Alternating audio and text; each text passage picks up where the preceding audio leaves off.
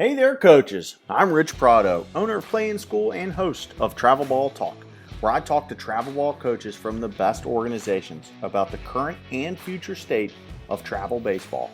Today's call features Mike Colangelo, GM of Stars Baseball, based in Northern Virginia. Mike obviously cares deeply about his community.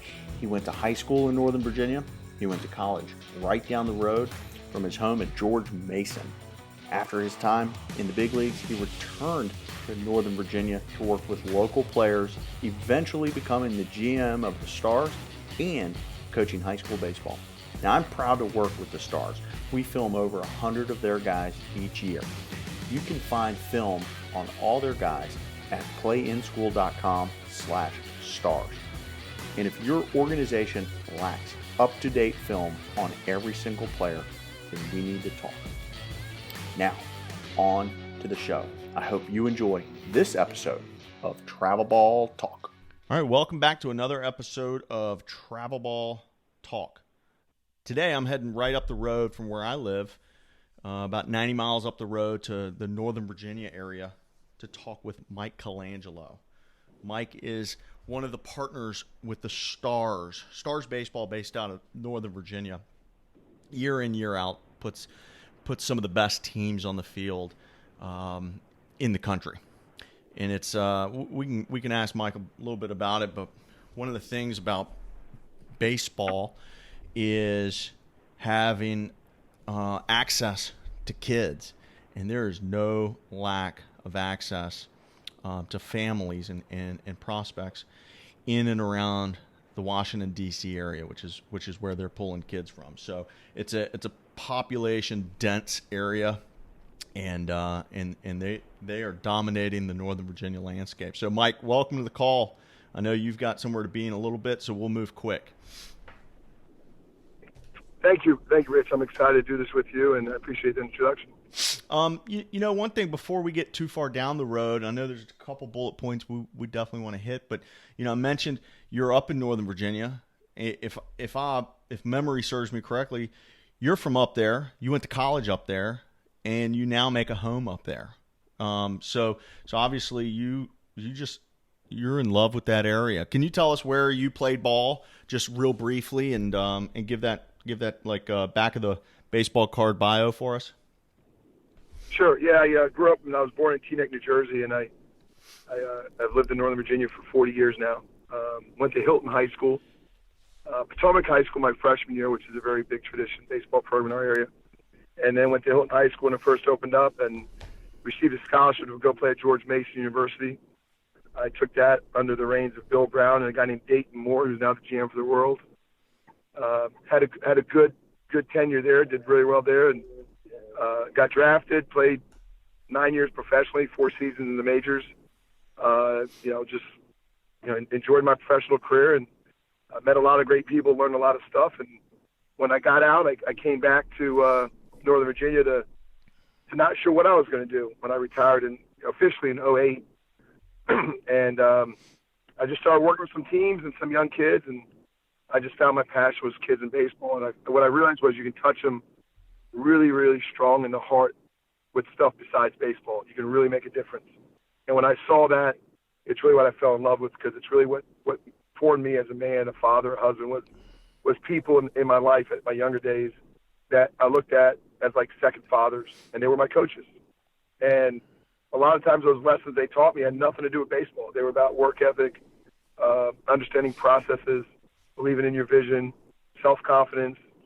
And I look back on it, and some of my greatest days of my life were sitting on a baseball field, listening to my coach not talk about baseball, but talk about life skills. And so for me, it was easy to jump into. I jumped into it in 2007, 2008, gotten into the travel ball circuit when I was kind of real young at the time, and here I am almost 12 years later, still doing it, still loving it. Still hoping I'm touching kids' lives like I was in day one, and hopefully do this for a lot longer. Yeah, you mentioned Coach Brown. The guy's been there 40 years now, or 30 plus years. He's an institution up there, George Mason. How many years do you think he's gonna hang in there? I'm actually heading up to George Mason. I got a meeting up there today. That's where I'm going today, and meet about some different things. And, Bill Brown is fantastic. He's a guy that really should be there as long as he wants to be there. Yep. Whether they win or lose, he's an icon. He's a guy that, I bring my kids every year. I go by one series. I went a few weeks ago to watch them play Dayton and, let them see my boys, how they're growing up. And he's never short on time to meet with you. He will always meet with his former players. Yeah. And that is an absolute great attribute of him. He always will take time out for his former players, and he engages in you. When he talks to you, he's in you. He wants to know about your life, and he's just a person that I will remember forever, just because he's done so much for me in my life. Yeah, the funny thing about him is that he's been there almost 40 years, but he only looks like he's about 52 to 55. So he must have been hired at 10, 11, 12, 13, 14.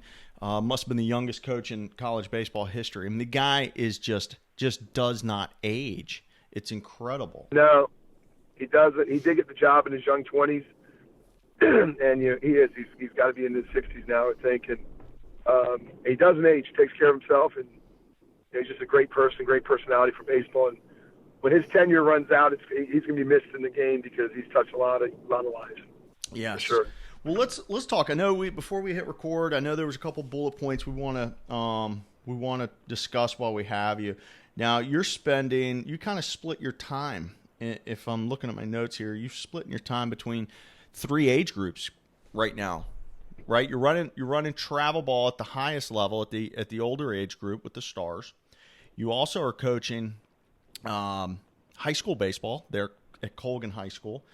And then you're also coaching youth baseball. So let's start at the youth baseball and tell us talk to us about why you're coaching youth baseball, who you're coaching, and some of the experiences that you're having, because I know that's a little bit of a thorn in your side. So I want to let you talk on that. Yeah, I mean, I'm coaching 10U. Selfishly, my son Chase is on it. It's a great team. I think they're ranked 2 in the country right now. It's a special group. It's a special group I've ever seen. I mean, I can push on these kids hard, and they don't fold. They always ring the bell, and I think it comes from parenting. I've got fantastic parents on that team. Anytime we have an issue, I'll sit down with them one-on-one. We work it out.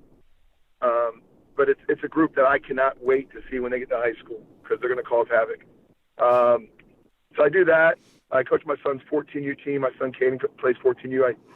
I go there. I'm probably there 40% of the time. I'm probably at Chase's stuff close to 100.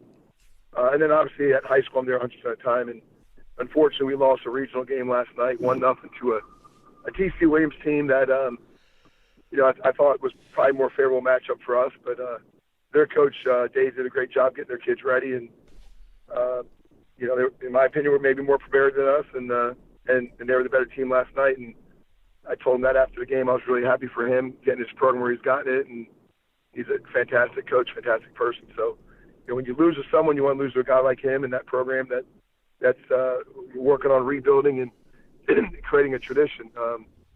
So I do that. So now that high school's over, obviously today's your housekeeping day, meeting with the seniors, and that's never easy, collecting uniforms. And then tonight I got a middle school game that I'm hosting at my high school that I'll go watch.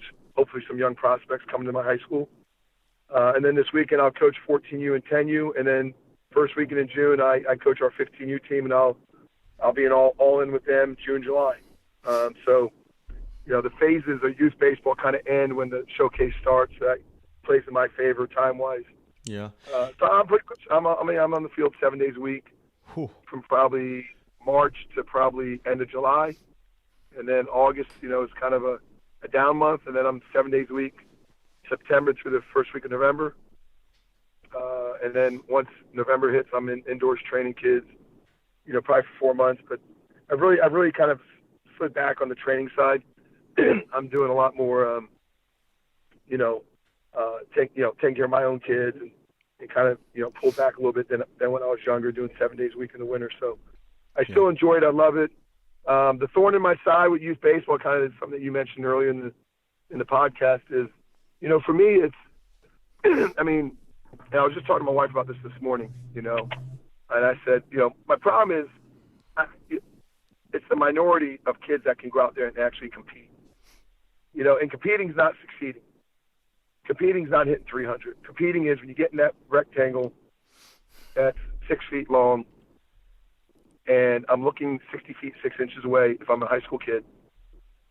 And I know that the process that I put in up until that day was better than the guy on the mound. And he's going to be standing there all day for 7 innings. And you know what? I'm going to be in this batter's box for hopefully 4 times or 3 times. And that pitcher is going to have a hard time getting me out because I'm going to dig in and battle. I see a lot of kids that just throw at bats away. They'll swing at first pitch curveballs and get themselves out. They'll swing at 2-0 fastballs at their neck. And we all did that at some point, but I'll see the same kids on not just my team, on other teams, do it continuously. And the issue is when you have a kid that's 8, 9, 10, 11, 12, 13, travel coaches, listen clearly. You need to take time after the game. You need to write on the back of your lineup card like I do and talk to the kids. And I have parents that say, hey, Mike, how long is your post-game speech going to be? And my answer now to the parents is, depends on how many mistakes your kid makes. Because you cannot leave the field until you tell them all the mistakes they made. Whether it's, hey, Rich, you know why you got thrown out of home? Because you cut me short on your secondary. Hey, Rich, you know why I was upset with you after your second bat? Because you had a 2-0 count, second and third, and you swung at a curveball, low and in for a weak ground ball. Take it and go 3-0. I find so many teams that I play, whether I lose to them or I beat them, I'm done talking to my guys, and I'll look up, and they're gone. They're out of the parking lot. You need to give kids feedback. They need to hear what they're doing wrong and what they're doing right. There needs to be positives and negatives. But the whole theory of, well, if you tell my son something negative, you also need to tell him positive, I think that's complete crap. If your son did something negative, I should be able to tell him something negative. I shouldn't also have to tell him something positive because you know what? He might not have done anything positive that day. And life is not all rainbows and unicorns. It's just not life. And too many kids at the high school level, you'll hear parents talk, well, where's the positive in it? Well, I don't think your son had a positive year. I think he struggled hitting. He struggled defensively. And we got to get him better. And the only way he can get better is we're going to have to build on what his weaknesses are.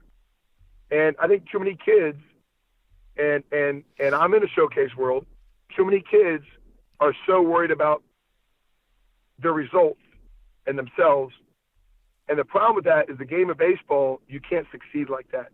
You can't live in a fantasy world of chasing numbers because you can never beat the statistics. Yeah. You just got to worry about trying to develop and becoming a better player, take better at bats each day, And when I was in Pro Bowl, we had a thing called quality at bats, okay? And a quality at bat when I was with the Oakland A's in 2002 was they wanted you to see 1 walk every 10 at bats, and they wanted you to see like 5.5 pitches at bat. But the goal was to get pitchers deep in their count and for you to swing at your pitch, to be patient. Now I hear high school coaches talk about quality at bats. And they're like, yeah, what was the quality at bat? Well, he was 0-2, and he battled back to 2-2. He fouled a pitch off, and then he hit ground ball to short. That's not a quality at bat. That's called a bad at bat. You got out. A quality at bat would be you were down 0-2, you spoiled a pitch on the outside corner, which is pitcher's pitch, and you got a pitch middle in, you drove it and lined out the left field. That's a quality at bat. And so we are basically dumbing down what the game was made to be because we're trying to make everything a positive. So now almost everything for kids now is a quality at bat. There's times if there's bases loaded and I'm a 3-hitter in high school and it's 2-0, there's a fastball right down the middle and I foul it back, and then they throw me a changeup in the dirt, it's 3-1, and there's a fastball right down the middle and I foul it back and I draw a walk. I'm letting you know right now, I think that's a bad at bat. I don't think that's a quality at bat. I love it. Mommy and Daddy and his high school coach thinks that's a quality at bat. If anyone wants to, debate me on this, it's not a quality at bat. You're a 3-hitter and you missed 2 balls right down the middle. And I tell my kids at Colgan, you should be training every day not to miss your pitch. And bases loaded, I want you to hit that ball in the gap, sack fly, but it's got to be productive. I know a walk gets me a run. I get it. But you're in the 3-hole for a reason. And so the problem with that cycle is that kid now, the Mike Colangelo kid that drew the walk, he thinks that's good or bad. He drew a walk. But you know what? Sometimes you want to be selfish as a baseball player. you need to drive in 1 run, 2 runs, 3 runs, all of them, all 4. And that's what I remember hearing from the guys like the Justin Boers or the Jeff Bakers or the guys I used to work with or that I trained with or that I know, the Juan Pinellas, these old school guys that came up in the 90s and 2000s and Justin Boer now, is, you know, they wanted to have success at a high level. Kids nowadays are fine with going through the wall.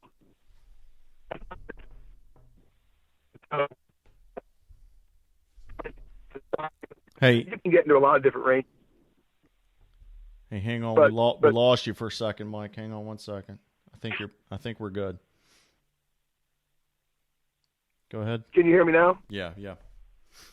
I just think as a side, there's a lot of different ways you can go where we're kind of dumbing down, you know. But in baseball, we've got to get back to teaching the roots of the game, and I think it's really getting lost at the younger ages, 14 and below. You mentioned the parents. You know, I was talking to one of my buddies the other day, and these parents that you're dealing with were part of kind of like that trophy generation, all grown up, right? There's families or parents out there who kind of were, you know, handed the plastic trophy, and now they have kids, and they want their kids to also get the plastic trophy. So, you know, so it's like it's not necessarily. Gosh, I don't even know how to put my finger on it, but when you look at the root cause, I don't know if we can necessarily, and I don't know if blame is the right word either, but I don't know if we can blame the kid or if that's a result of mom and dad wanting him to get that plastic trophy. And now, this definition of quality at bat, at least in what you're saying, has gone so far where you know, anything they do is now QAB, and they feel good about themselves, and that's like that's a nice pat on the back. But at the end of the day, man, you'd rather see a drive to, you know, a drive deep in the park so that we can get that runner in. The QABs is like I've heard high school coaches say, yeah, you know, I don't look at batting average, on base percentage. You know, I look at QABs. Yeah, but your QABs are skewed because you give QAB for the wrong reasons. But one thing, in my program, in the Stars program, you know, we have, you know, 600-700 kids, and I probably, and maybe I hope everyone feels this way, but I truly feel like I have the best parents in my program. You know, I think they're pretty intelligent as far as the process. They ask good questions. You know, and I don't mind when they wear me out on questions. I tell them, I want you to be educated in the process, and you know, every organization's got a few ones that are bad, right? We're not immune to that either. But in a generalization, watching some of the bad parents that I have, or watching, you know, I talked to a lot of high school coaches. I got off the phone, a coach today that I respect, Jason Rittenhour at Hilton. You know, they lost a bad game last night. We were comparing, contrasting how we lose and trying to learn from each other. And, you know, you get into talks, and the one thing that always comes up is, you know, not everything's fair in life. Not everything's even. Right. And, you know, I have 2 boys. If my 2 boys sometimes play for not me, my youngest son doesn't always play for me. I send him to other teams. You know, he flew out to Dallas and played for a team, and, you know, and I'm okay with that coach yelling at him. And I'm okay with that coach getting on his butt, because that's athletics. And you know what? One day, my 2 boys are going to be very successful in life because they're going to know how to overcome adversity, and they're going to be able to take, for lack of a better word, an ass chewing. Yeah. You know, I mean, at the end of the day, you know, I've never coached a kid I didn't like. And I don't coach a kid I don't love. I mean, at Colgan, there's not a kid on that team I don't love. Now, are there some kids I want to get in there, you know what, sometimes? Absolutely. But that's called coaching. Yeah. But I still tell them I love them. I always pick them up. But the problem is there's a big disconnect. And when I say this, all the high school coaches are going to jump up and clap. I know they are. There's a big disconnect in what the high school coach tells the kid and what the kid tells the parent the high school coach said. Uh-huh. And that right there is a generational flaw. My high school coach, Jerry Williams, probably will be one of the second most influential guys ever to enter my life. I'm not sure if anyone can ever get above 2 for him. And let me tell you something. That guy rode me like a pony to the point to where the words that I would say under my breath about him, I don't even say in podcasts. Okay? But, I knew he was doing it for the right reasons. I did not run home and tell my daddy what he said. And if I did tell my daddy what he said, I didn't lie. I said, hey, Dad, listen, I got in a fight in school. I was arguing with the English teacher. And I came to practice, and Coach Jerry Williams told me he's going to run my you-know-what in the ground. And I ran all practice. And he told me I'm not playing next game if I don't change my blank, blank, blank attitude. My dad didn't get in his 1979 green station wagon and drive up to Hilton High School to chew Coach out. Yeah. My dad looked me dead in my eyes and said, son, you better change your damn attitude. Otherwise, I'm going to beat your blankety blank blank. In 2019, that gets you fired and might get you arrested for. Oh, absolutely. I mean, we joke about it all the time. The stuff my high school coach did. I mean, and the funny thing is, there's not a player he's ever coached, not a player that would say he didn't love us. But you know what? He grew up in West Virginia. He was a good old country guy. He was hard as hard came. And you know what? All he wanted to do is make sure that we became great men and great ball players. And maybe his way was different than other people. And I get, that maybe he could have toned it down at times. I get it. But my point is, when he got on me, okay, I didn't take it personal. I didn't think he didn't love me. I didn't think he didn't like me. He would tell me, if I don't get on you guys, I give up on you. But if I'm getting on you, then I believe there's more in there. Today, I hear all these high school coaches. Now, I've been blessed at Colgan. I've had phenomenal parents, off-the-chart parents. Okay? I really have. And if they have an issue, they've always come straight to me, and I appreciate that. And they've had some issues, but they've always come straight to me, and we worked it out.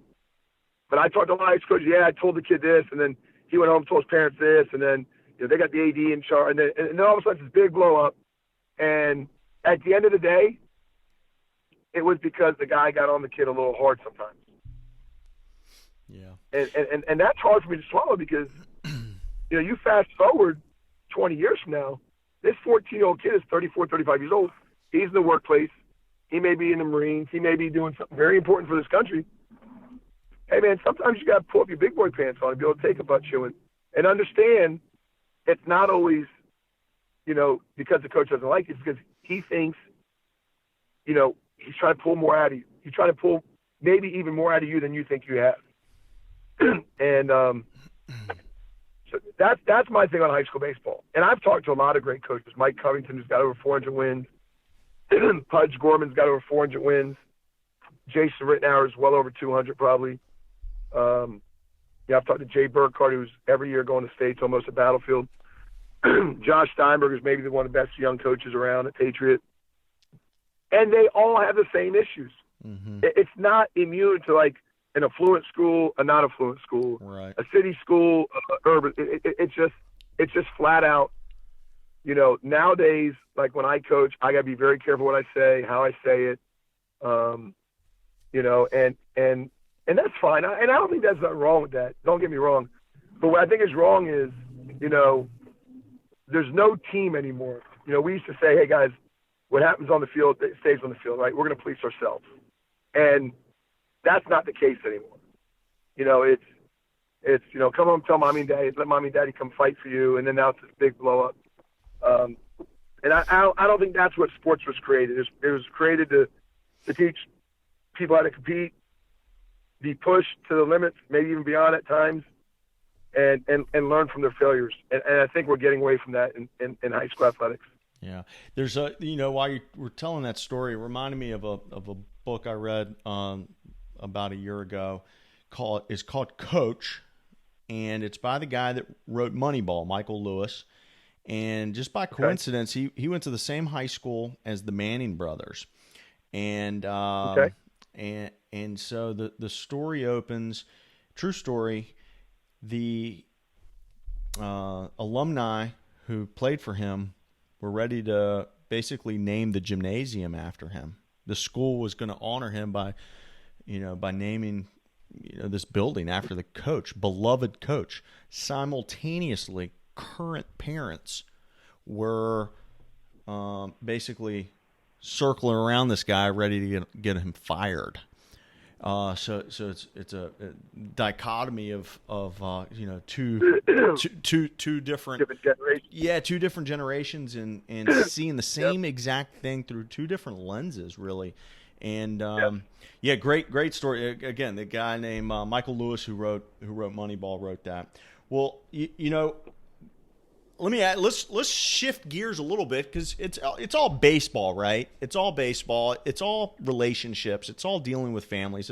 So it doesn't really change from one uniform to the next. But this is, my space is travel ball, right? So I want to get a little piece of travel ball out of you.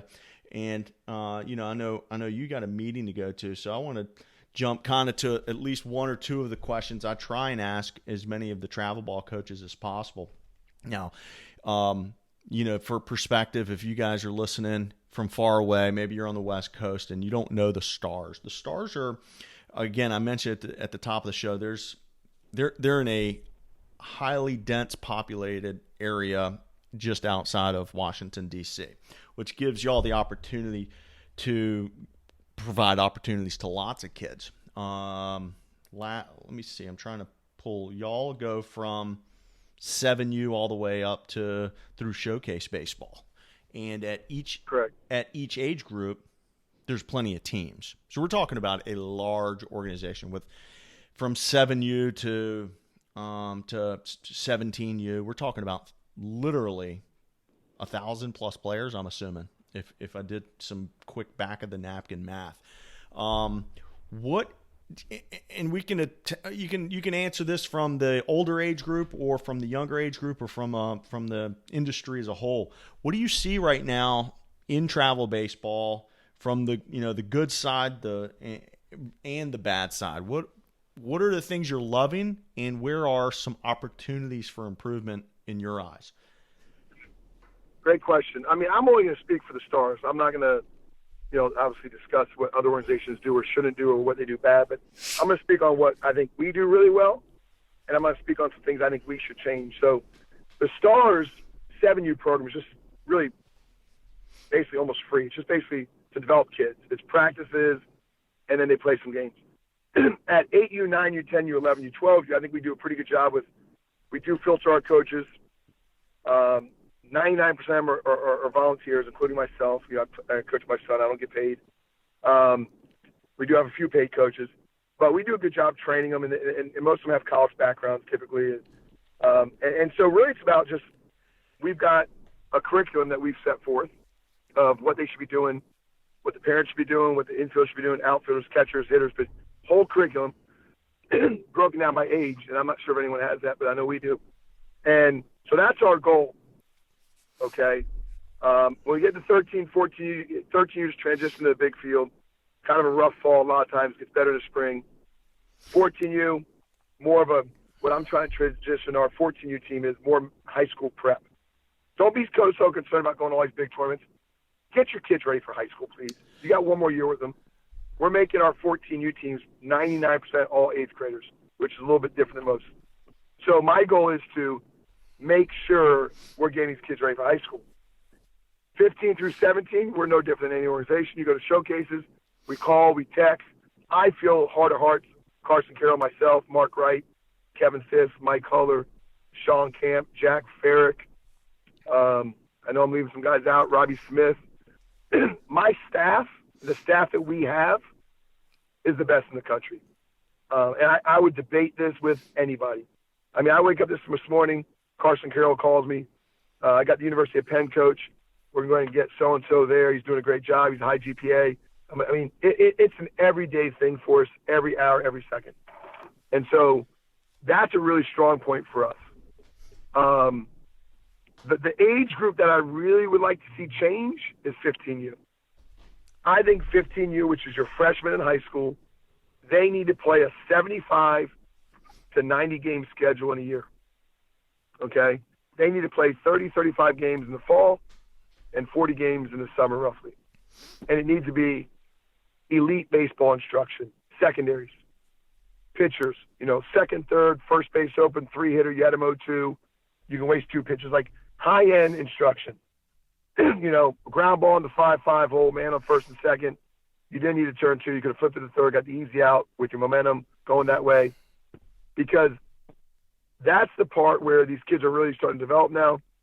I think you could still showcase them, but I think it needs to be pulled back a little bit on showcase and be more about the player and their development on the field at 15U. I really like to see that change. We are actually going to implement that change this fall.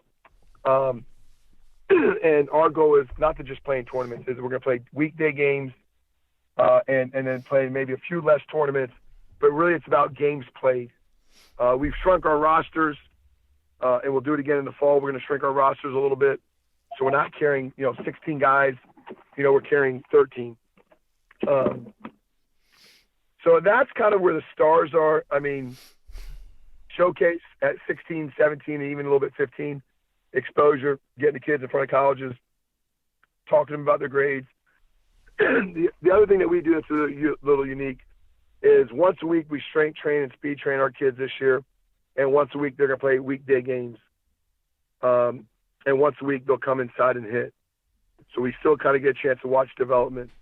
And that's really what the stars are about. 7U develop, get them ready, kind of pitching and throwing mechanics.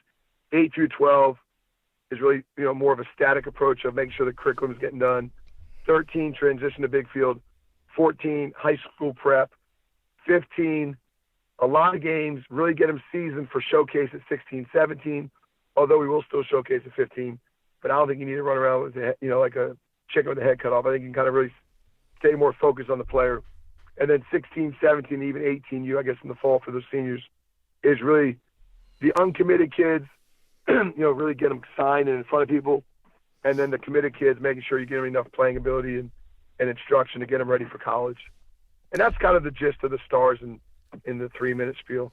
You bring up a really good point. That kid, that 15-year-old who's probably just finished his freshman year, to be honest, I mean, I've had a kind of a loose rule when people, I mean, this is for 10 years now, they say, when do we film? And my sort of loose rule was usually not until after you've played a year of varsity. Well, if you played varsity as a freshman, guess what? You're probably better than your peers. And that's not something set in stone, but most freshmen didn't play varsity baseball. So are they ready to go showcasing? Probably not. So you pull back on that and you emphasize the development. You emphasize the skill work. You emphasize the strength and conditioning piece of it. I think that's a really interesting thing to kind of keep an eye on within your organization, and maybe something else, because you show up to some of these events and you see these undersized, underdeveloped kids who are at quote unquote showcases. Who's that really helping? Doesn't help the college coaches to see a 5', 300-pound kid who just finished freshman year and he hadn't hit puberty yet. So yeah, that's something I've been thinking a lot about, and I've always had. Well, Rich, I got a kid that's on my 14U team. Okay, he's a good sized kid. He lifts. I see him work out all the time. He's 79-84 as an 8th grader. Okay, which is well beyond normal. Yep. And so bring him up. Yeah. Right. So a kid like that would benefit from learning how to have pitchability, because right now he's just throwing it by people. Uh-huh. But learning how to throw a 2-0 slider, a 2-0 changeup, hold runners, double up guys at second, when to inside move, read the depth between the second base and the runner on your own. Don't always rely on the pitcher or the shortstop, or learn how to back up bases, learn how to cover first. Like that guy, that young man can learn a lot still. Now, then there's certain tournaments, exactly right. Bring him up and let him get in the fire a little bit because he's ready. Yeah. And that, I think, is really the way to do it at 15U. Now, you may have those 1% guys that are, your early college commits, those dudes. Well, you know what? You know what that kid should be doing? That kid should be playing 16U anyways. Exactly. 100%. If you're a UVA commit as a freshman, or an Indiana commit, or Virginia Tech commit, or whatever, Clemson, play up, and you're 15U, hey, if you're that good, Monty Lee likes Mike Colangelo as a freshman because I'm throwing 85 to 88, then go play 16U. Yeah, bingo. Yeah, you don't need to go play 14U this year. You're too good for them. Or 15U. Yeah, and so I think for me it's going to be a slow transition because it's a culture. You know, if we keep Mike Colangelo down, we'd win. Yeah, but winning's important. Don't get me wrong. Everyone likes to win, but when you really get to 15U and up, all winning shows you at times, if you really want to dissect, it's how selfish you are. You know, I mean, winning should be, did Rich Prado gain velocity, learn how to play the game? And you're going to win games because you have good players. But if you're going out there and winning a ton of tournaments, you may win one here and there. But when you're winning all these tournaments, either you put together great teams around the country or you know, you just really neglected playing time by a young man and you rode your donkey probably a little too hard. I just think, you know, even though a kid's 16U, there's still a lot of growth these kids, even though they don't think they still need. I did want to ask you about roster size when it comes to some of the bigger events. You said you guys are going to taper down the roster size, but you know, my assumption is when you go to Atlanta or you go to Fort Myers or you go to Jupiter, will you guys ramp up the roster to make sure you have the depth of arms to make a run? Because listen, if you don't know who the stars are, go back and look at records from Georgia, and you're going to see the stars in the top 8, the top 16, the top 32 consistently. So it's not like these are some chumps from DC. These some players up there. Talk about how do you make that adjustment? Do you pick an all-star team based out of all the kids at the 17 level? Yeah, so what we do now is right now we are setting X amount of teams, and we try to pick and choose from certain teams to make one roster or 2 or 3 rosters. Make sure we have enough, 9 or 10 pitchers, at least 2 catchers, with a third guy that can be an emergency catcher if someone falls out because of heat. So when we go to big world at bats, we do kind of shift a little bit, but your local dynamics or D1s which are people around the country, just your normal 4-game or four-game tournaments. They're not really play to win; they're play to showcase. We'll go in there at 15U with 14 kids, typically, roughly. At 16U, we'll go in there with 16, 17 kids tops, with 5 or 6 POs, and then at 17U, we'll go into 18 to 20 with 7 or 8 POs. So the goal is, position player wise, to stay between that of 11 and 13. Hopefully, that's a sweet spot. 12 or 13 position players is a good spot for showcase. When you go to Georgia, you're going to need 14 position players. And like I said, you're going to need at least 9 pitchers. At least. Probably 10. Yeah. Probably 10 is better. At least. So, you've been lucky enough since you came back from pro ball and you made that transition from playing baseball every day to teaching baseball every day to, as far as I know, I don't think you've ever had a day job beyond baseball. What kind of advice, if there's some young coach out there, or maybe a guy who's in the corporate world right now who's looking to make the jump? You've run facilities, you've been in the camp business, you've been in the showcase business, you've run teams from 7U to 17U.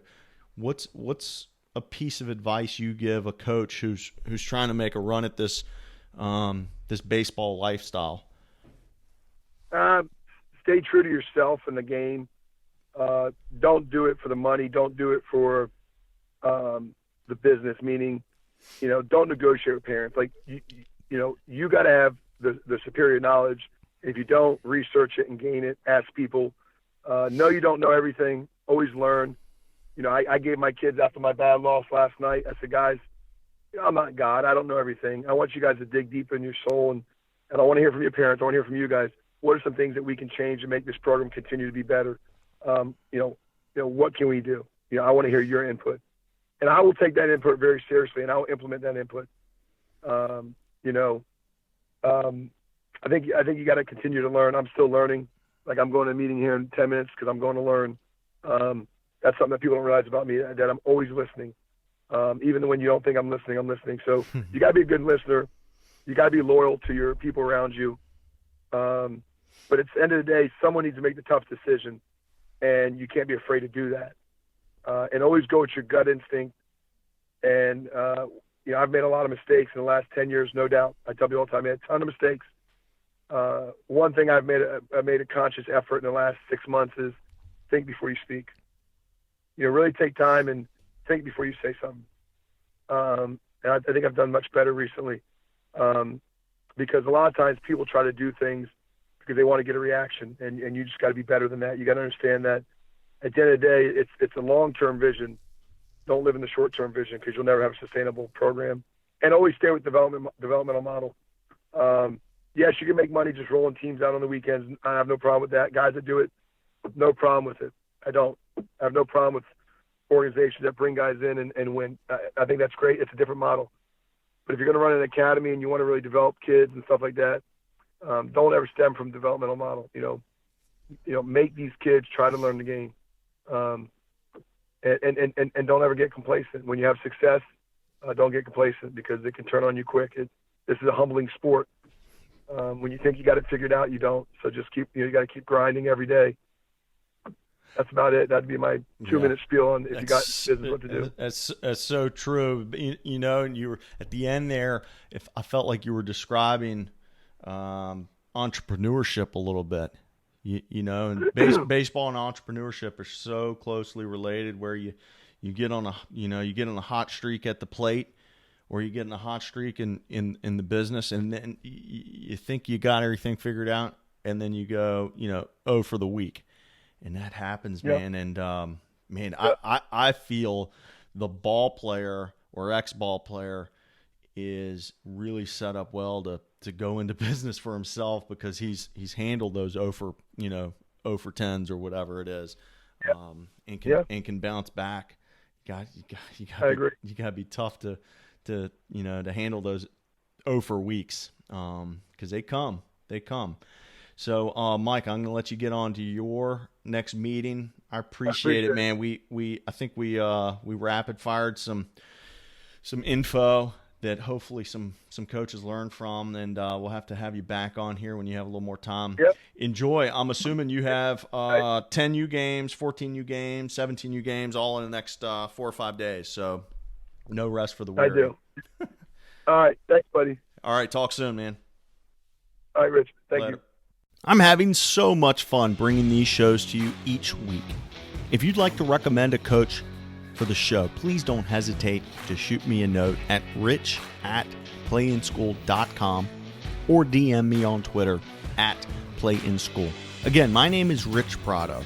I'm the founder of Play in School.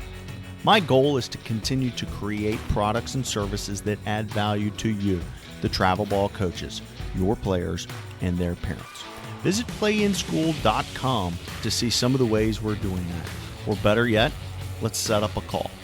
Until next time, thank you for listening to Travel Ball Talk.